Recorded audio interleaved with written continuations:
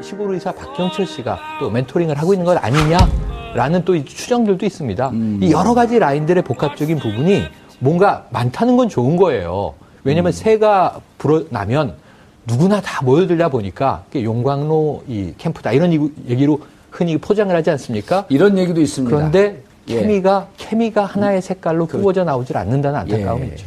양 변호사님, 이제 지금 이쪽 캠프 얘기했는데 오늘 중요한 얘기들, 왜냐하면 겉으로 드러난 캠프의 선대위가 누구 하는 것보다도 사실은 지금 거명되고 있는 분들이 안에 스노볼 이론 중에서 핵심을 만드는 사람들이거든요. 그렇죠. 이 핵심을 누가 만드느냐 하는데 이 핵심을 만드는 인물 중에 하나가 또 부인 김미경 여사란 말이에요.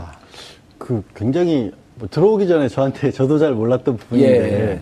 그런데 적극적으로 박경철 시골의사도 또 숨어있는 멘토 중에 한 분이라고 했는데 최근에 역시 확인되지 않지만 이런 얘기가 국민의당 주위에서 떠돌고 있어요. 뭐냐면 김미경 이분도 강력하게 대선을 협조하고 있고 어쨌든 내조를 해야 되니까 하고 있고 거죠. 박경철 의사도 돕고 있는데 두 분이 충돌해서 그리고 충돌하는 계기가 됐던 건 이번에 교수 문제, 채용 문제 이런 등등 문제에 대해서 솔직하게 인정을 하고 넘어가라고 하는 쪽과 그 부분에 대해서 일단 시간을 보면서 가자는 쪽에 충돌하면서 균열이 됐다라고 하는 소문, 즉 박경철 의사가 떠났다는 이런 정보도 있거든요. 가능성은 있다고 봅니다. 이번에 보니까요, 각 대선 후보들끼리 이력서 이런 걸 써놨는데 몇몇 특이한 내용들이 많이 있었던 것 중에 안철수 후보 같은 경우에는 정치를 하게 되면서 겪었던 불편한 점에 대해서 가정에 소홀하게 됐다는, 가족과 보내는 시간이 줄어들었다는 점이 힘들다. 제 얘기하고 묶이잖아요. 그렇죠. 제 얘기하고 묶이죠. 지금 의원님이 그러신다라고 생각하고 깜짝 놀랐어요. 그런 말씀하시죠. 실제로 저는 그게 굉장히 한국 사회에서 정치인 치고는 가족과 보내는 시간이 줄어들었다는 게 불편하다는 발상 자체를 하는 것 자체가 굉장히 이례적이었어요. 나쁘다는 게 아니라 보통 그렇잖아요. 이렇게 집안 돌보는 일이 어딨냐. 집에서는 다 부인들이 내조해주지 않았으면 막 나와서는 부인들이 눈물 흘리기도 하고 나와서 후보들이 정말 정치하느라고 내가 미안했다 이런 얘기하는 게 통상적인 어떤 관념이었는데 이 안철수 후보 같은 경우는 그런 면에 있어서 상당히 기성 정치인들과는 보는 방법이 좀 다르구나라는 거고 근데 한편으로는 그게 지적하신 것처럼 또 그렇다면 김미경 후보 부인에 대해서까지도 이걸 검증을 한다거나 객관적으로 나선다거나 아니면 그거를 떨절하게 털다거나 이런 게 사실 불가능할 수도 있는 구도일 수도 있겠구나. 그게 그리고 상당히 생각보다도 그러면 그게 뭐 어떻게 보면 대선 과정 내는 정책을 결정하는데도 영향을 할 수 있는 사실상의 파트너 같은 존재가 아닌가 하는 생각이 꼭 드는 거죠. 상황이 부인이 아니었었나? 그것까지는 제가 말씀을 못 드리겠습니다. 아니 그런 의혹을 예를 들어갖고 가정에서 이런 거거든요. 그 전에 대선 주자들 보면 대선 주자는 본인이 한 거고 부인이 그것을 조금 더 국민과 친화적으로 그 다음에 혹시 오만과 독선으로 빠질 수 있을까 비판해주고 이런 역할을 하는 게 이제 가장 좋은 내조인데 정책까지 쥐고 흔드는 것 아닌가? 이러면 위험해지는 거 아니에요? 위험해지죠. 그러면 또다시 대통령은 누구인가 이런 문제로 간단 말이에요. 이게 빌 클린턴 대통령 시절에 힐러리가 더 똑똑한 거 아니야? 라는 국민들의 시선이 있었는데 루인스키 사건이 터지잖아요. 일명 지퍼게이트. 그 이후에 이 부부관계에 대한 미국인들의 의혹이 많이 커져요. 그 비호감이 힐러리가 지난해 대선에 나왔을 때까지도 잔존해 있었다. 그래서 트럼프가 루인스키를 토론회 장소에 초대해서 앉히겠다는 얘기까지 한 거예요. 그러니까 이게 정말 평생 가는 일인 거죠. 그런데 우리 국민들도 사실은 그 부인의 역할로 안착했으면 좋겠다. 좀 따뜻하고 후보면 후보, 대통령이 되면 그를 케어하면서 뭔가 민원을 들어주는 제2부속실의 역할이 그건데 박근혜 정부는 제2부속실이 이상하게 쓰인 거 아닙니까? 최순실 전담팀으로 쓰인 게 확인되고 있잖아요. 그런데 이제 앞으로는 청와대가 정상화돼야 되는데 그러면서는 저는 안철수 후보의 진심을 믿는데 안철수 후보가 이런 얘기를 많이 했었어요. 가장 존경하는 여성은 이 부인 김미경 교수다. 그래서 이 부인을 존경하는 것은 사실인 것 같습니다.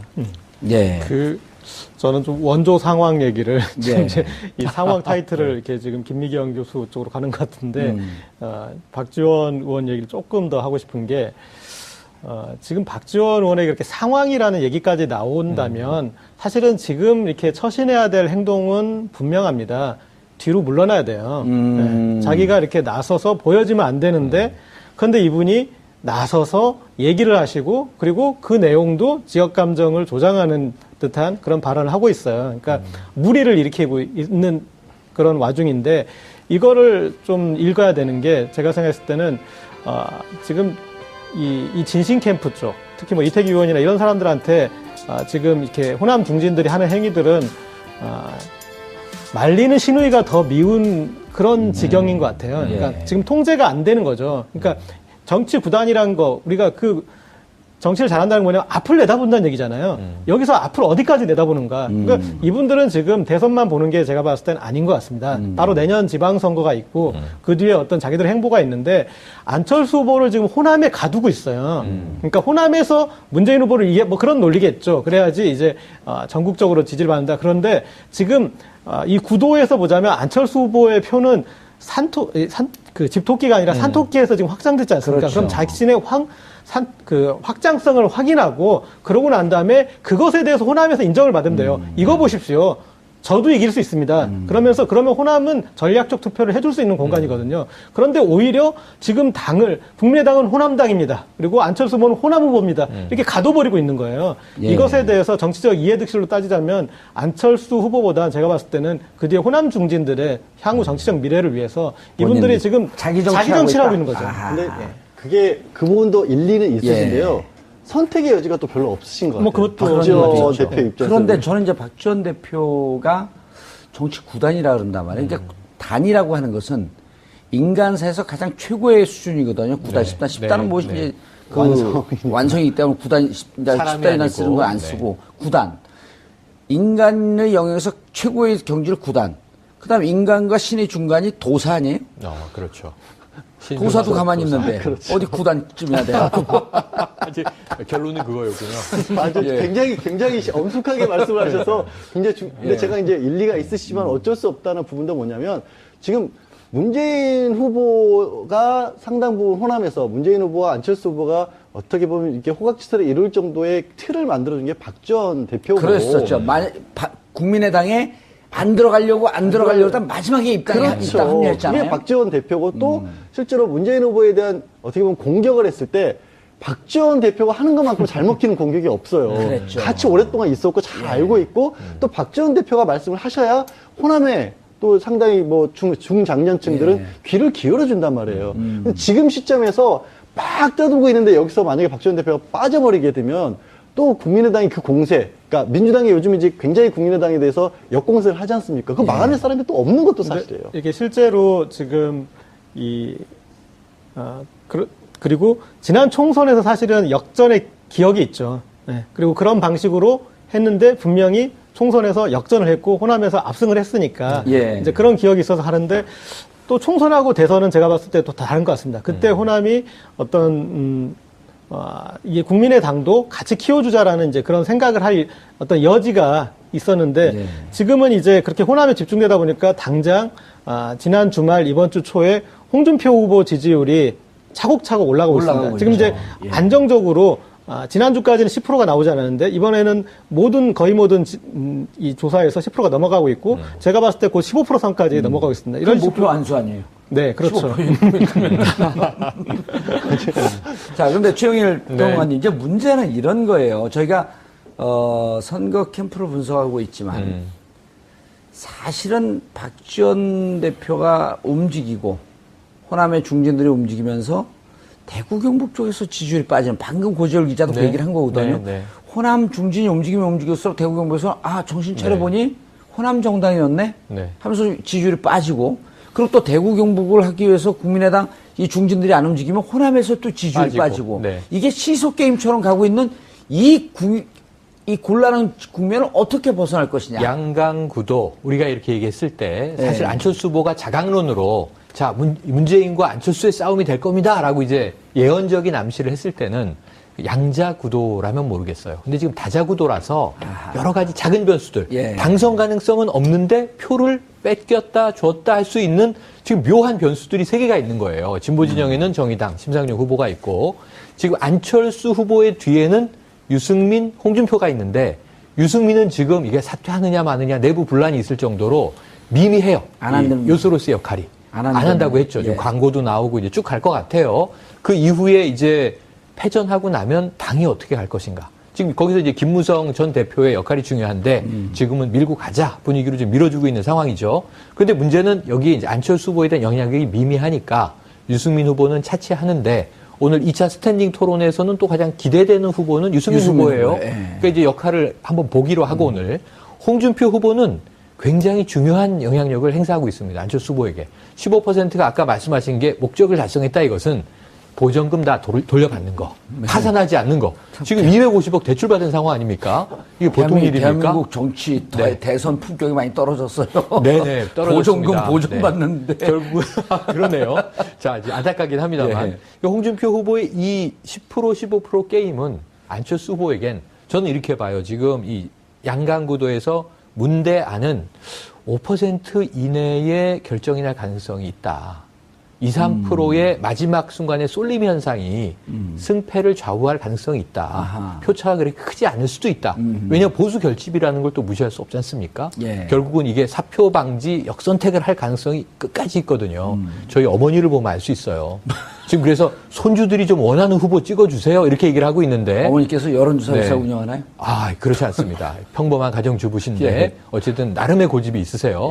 그 보면은 우리나라 기성세대의 표준적인 고집인 것 같으세요. 그래서 제가 보면 지난해 총선 때도 야 국민의당 이기겠네 그랬는데 이제 그런 현상이 나타났는데 이런 측면에서 보면 안철수 후보 시속 게임 하는 거 맞고요. 이 시속 게임을 해소해야 되는데 저는 남은 20일 동안 내부에서 지금 이 겉돌고 있다고 표현하신 것에서 지금 확전이 된 건데 시계 톱니바퀴가 맞아 들어가지 않으면서 이쪽이 힘을 얻으면 저쪽 이 지지가 빠지고 저쪽이 힘을 얻으면 이쪽 지지가 빠지는 현상은 끝까지 갈 거예요. 사회에서 정치인치고는 가족과 보내는 시간이 줄어들었다는 게 불편하다는 발상 자체를 하는 것 자체가 굉장히 이례적이었어요. 나쁘다는 게 아니라 보통 그렇잖아요. 이렇게 집안 돌보는 일이 어딨냐. 집에서는 다 부인들이 내조해주지 않았으면 막 나와서는 부인들이 눈물 흘리기도 하고 나와서 후보들이 정말 정치 안 들어오고 내가 미안했다 이런 얘기하는 게 통상적인 어떤 관념이었는데 이 안철수 후보 같은 경우는 그런 면에 있어서 상당히 기성 정치인들과는 보는 방법이 좀 다르구나라는 거고 근데 한편으로는 그게 지적하신 것처럼 또 그렇다면 김미경 후보 부인에 대해서까지도 이걸 검증을 한다거나 객관적으로 나선다거나 아니면 그거를 떨떨하게 털다거나 이런 게 사실 불가능할 수도 있는 구도일 수도 있겠구나. 그게 그리고 상당히 생각보다도 그러면 그게 뭐 어떻게 보면 대선 과정 내는 정책을 결정하는데도 영향을 할 수 있는 사실상의 파트너 같은 존재가 아닌가라는 생각도 드는 거죠. 부인이 아니었었나? 그것까지는 제가 말씀을 못 드리겠습니다. 아니 그런 의혹을 예를 들어갖고 가정에서 이런 거거든요. 그 전에 대선 주자들 보면 시골의사 박경철 씨가 또 멘토링을 하고 있는 것 아니냐라는 또 추정들도 있습니다. 이 여러 가지 라인들의 복합적인 부분이 뭔가 많다는 건 좋은 거예요. 왜냐하면 새가 불어나면 누구나 다 모여들다 보니까 용광로 이 캠프다 이런 얘기로 흔히 포장을 하지 않습니까? 이런 얘기도 있습니다. 그런데 케미가 하나의 색깔로 굽어져 나오질 않는다는 안타까움이 있죠. 양 변호사님, 이제 지금 이쪽 캠프 얘기했는데 오늘 중요한 얘기인데 왜냐하면 겉으로 드러난 캠프의 선대위가 누구 하는 것보다도 사실은 지금 거명되고 있는 분들이 안에 그 스노볼 이론 중에서 핵심을 만드는 사람들이거든요. 이 핵심을 누가 만드느냐 하는데 이 핵심을 만드는 인물 중에 하나가 또 부인 김미경 여사란 말이에요. 굉장히 들어오기 전에 저도 잘 몰랐던 부분인데 그런데 적극적으로 박경철 시골의사도 또 숨어있는 멘토 중에 한 분이라고 했는데 최근에 역시 확인되지 않지만 이런 얘기가 박근혜 정부는 제2부속실이 이상하게 쓰인 거 아닙니까? 최순실 전담팀으로 쓰인 게 확인되고 있잖아요. 그런데 이제 앞으로는 청와대가 정상화돼야 되는데 그러면서는 저는 안철수 후보의 진심을 믿는데 안철수 후보가 이런 얘기를 많이 했었어요. 가장 존경하는 여성은 이 부인 김미경 교수다. 그래서 이 부인을 존경하는 것은 사실인 것 같습니다.